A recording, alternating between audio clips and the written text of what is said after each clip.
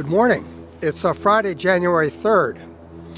We were really stunned this morning when we received the statement from Julie Packard, head of the Monterey Bay Aquarium, repudiating the recent remarks of Michael Sutton, her vice president. Mike, of course, had slammed Alaska and had undercut global trust and had sort of totally acted like the aquarium had already made a decision that seafood sustainability was synonymous with the MSC. This flap actually illustrates a larger point. As we point to in our article on this, a negative campaign by the MSC trying to vilify Alaska and/or global trust as not meeting the requirements of sustainability is a very dangerous and damaging thing to the industry. It really begs the question, who decides?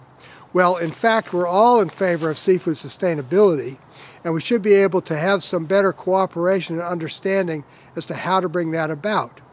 The ultimate people who decide in this case are the retail buyers and the partners who want to express their sustainability commitments to their customers.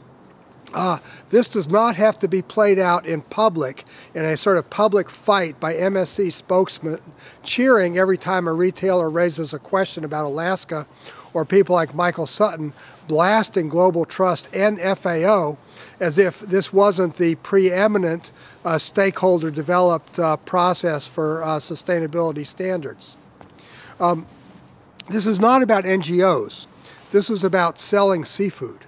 And companies like Walmart, which in their language say that they will sell MSC or equivalent certified seafood, need to define for themselves what equivalent means. They're not going to be swayed by MSC statements in the press. Most companies like Walmart have internal management committees that actually look at their corporate responsibility policies and determine what fits within those and what fits outside of those. Often this is a very careful process, balancing science and regulatory issues and commercial issues. And we have full confidence that the majority of retailers and the majority of sellers of salmon, when they objectively look at the science and look at FAO and look at Alaska, are going to be more than happy to satisfy themselves that Alaska salmon is a fully sustainable product and will keep obviously promoting and selling that product to their customers. But I want to bring up something about negative campaigning. We all saw in the U.S. recently in the Florida election that was dominated by a negative campaign. And what happened was that for the Republicans who had been expecting to see record voter turnout based on high interest, turnout actually fell substantially and was as much as 10 to 20% below 2008 levels. Why? Because the voters were turned off. The idea was kind of a plague on both your houses.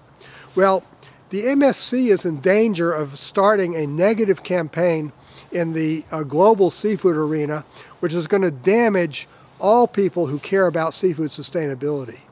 This is not a path that should be taken by an organization which has contributed a lot and which many people have held in high regard. It's really time for the MSC to stop sort of going behind the scenes and trying to get supermarkets to make public statements that they will no longer buy Alaska salmon. It's time for MSC spokespeople like Michael Sutton to stop trashing other certification schemes based on their own personal pique, rather than looking at some objective and some more scientific and more collaborative approaches to find out what area works and what area doesn't. This is what actually these retail management committees tend to do.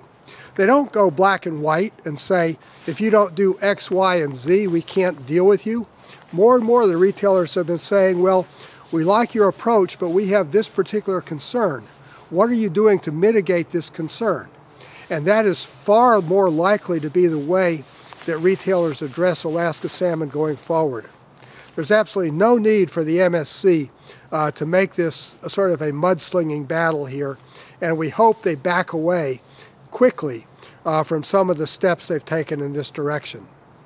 In Lexington, Mass., this is John Sackton.